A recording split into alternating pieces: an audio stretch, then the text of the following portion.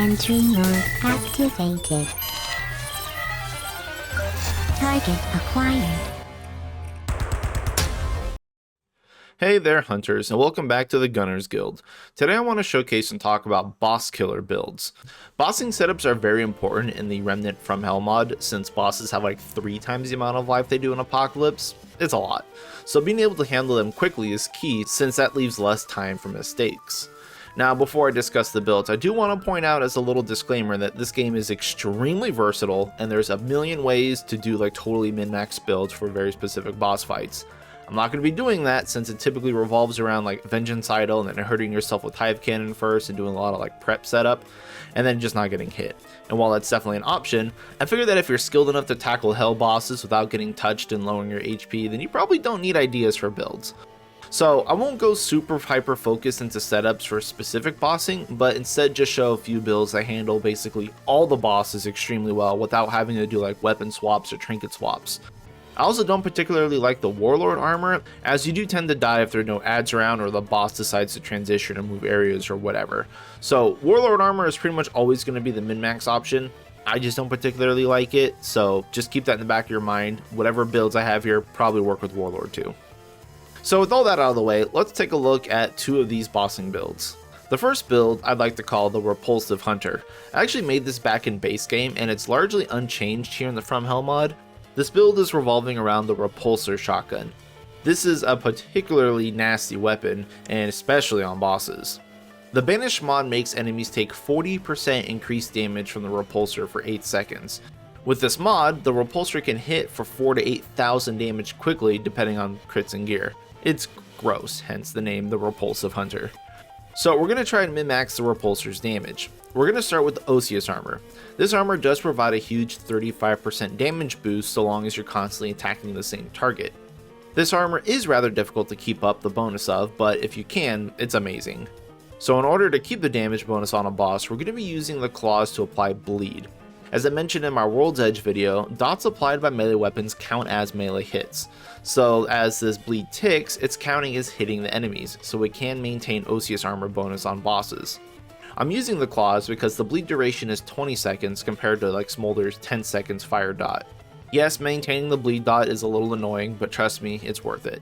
If you don't like to use that, Scrapper armor and Warlord is almost just as good, just gotta stay in melee range.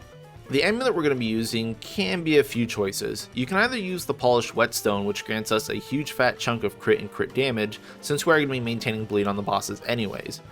Or you can use the Cryogen Blast to apply hypothermia, which will eventually freeze the boss, providing us with 20% more damage dealt. If you go this route, you're going to want to use the Hive Cannon as your primary weapon, since it's an explosive weapon and will also provide us with corrosion. So this one gun will give us both our freeze and corrosion debuffs on the bosses. Your choice though. Otherwise, you're going to need to use Corrosive Aura and a weapon of choice, and of course, I'm going with the Sawed Off. So then for the rings, this is actually going to change depending on the boss. Akari's Warband is great for bossing, as you're most likely dodging stuff left and right anyway, and paired with the Polished Whetstone is going to give us a lot of extra crit and crit damage. Plus, if the buff lasts 20 seconds, it's plenty of time. If your target does not have a weak spot, then Burden of the Gambler is going to be your go-to for crit stacking. If the target does have a weak spot that's easily accessible, then Ring of Flawless Beauty is going to be your best bet. If you don't have this ring, or the boss doesn't have an easily accessible weak spot, the Hunter's Band is a fine option as well as Ring of Supremacy or even Empowering Loot. A lot of good damaging options here. And since we're focusing on straight up the Repulsor damage, we don't actually need a lot of utility rings, although Provisioner's Ring is an option if you don't like the reload of the Repulsor, which I totally understand, it's awful. So that's the gear for this build. Now the Repulsive Hunter setup is a lot of little status management, which is annoying for a lot of people. That's kind of why I avoided boss killer builds though. It's because they do require a lot more effort to sustain compared to generic builds.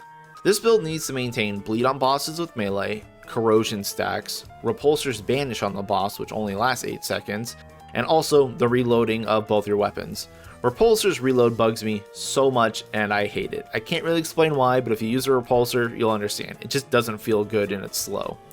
Now paired that with a Sawed Off makes a lot of bad reloads, so ammo boxes will actually relieve a bit of this, but I know that not everybody has ammo boxes to spam on bosses, so yeah, just keep that in mind.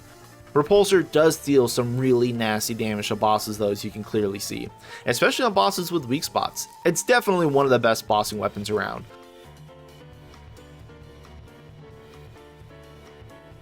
But if this weapon's not your cup of tea, let's take a look at our next build to show.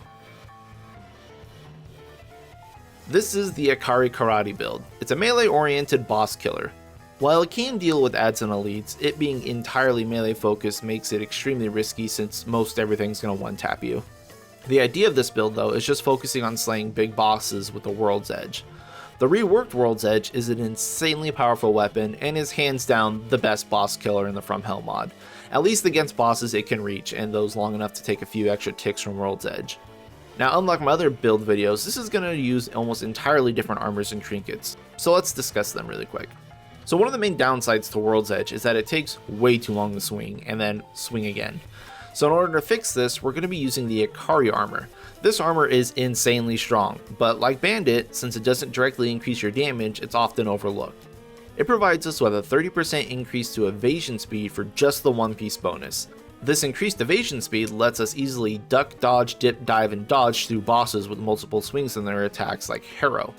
It's such a good one piece that I do recommend actually using Black Rose just to grab this if you can. Not only would it give you the evasion speed, but you'd still get the one piece set bonus giving you 15% increased melee and ranged attack speed, so it is still some DPS. Anyway, the 3-piece bonus for the armor gives us 50% increased attack speed for 20 seconds when we perfect dodge through an attack. 50%! That's a lot of DPS. And since one of our issues with World's Edge is that it has a slow attack speed, this alleviates that entirely. We can swing this thing super fast. The other added bonus to having faster attack and roll speeds is that we can cancel out of our attacks and roll so much easier through bosses, which gives us more of a mistake-like leeway. So then the second problem with World's Edge is that it eats up so much stamina, making subsequent attacks very difficult. Good thing we have just the perfect fit for that. The Ring of Illusion is another seldom used ring that fits perfectly for this build. When we perfect dodge an attack, and we will be doing a lot to activate our armor, we will get 50 stamina refunded immediately, and for 10 seconds, we have no stamina usage.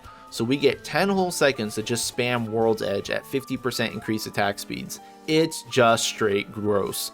Like Bandit armor, we aren't scaling our damage directly so much, just our uptime, which is effectively more DPS.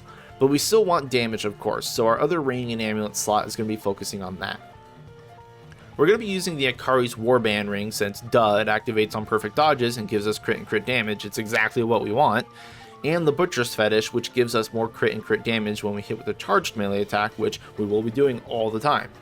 These two alone give us 30% crit and 40% crit damage. That's big. With buffs on, we're going to be sitting at about 70% crit chance and 130% increased crit damage. You do have some other options for things though.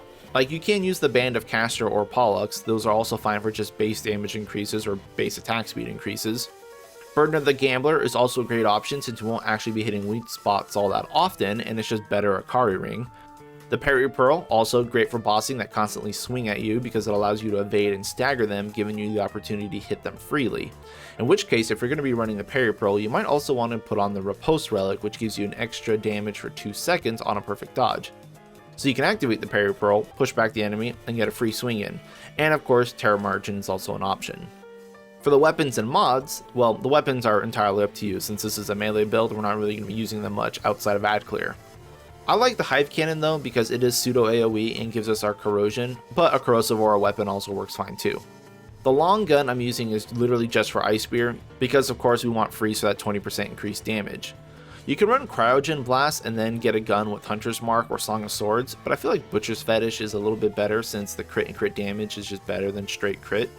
Plus the buff's always active anyways. But that's it for the gear for this build. But as I mentioned, this build absolutely shreds bosses. Well, at least the right bosses. You can change your gear up depending on what you're fighting, but this is just the general idea for the Akari melee build. It's definitely one of the best bossers out there, just not very good for ad clear.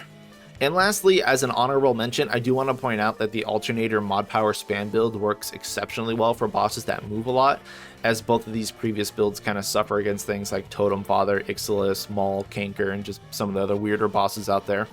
The alternator, not caring about weak spots, could just spam fireballs on the boss and the ads. Like, it just does its job really well. And while it's not the fastest boss killer out there, it gets an honorable mention just for being so damn consistent. It's the typical mod power equipment all the same. You just slap on the alternator and hive cannon and you're good to go. So I do also recommend this build too. Anyway, that's all for me though. I hope you guys are having fun with Remnant still, and please go try the From Hell mod if you get a chance. So thank you all for watching, and good luck out there, hunters.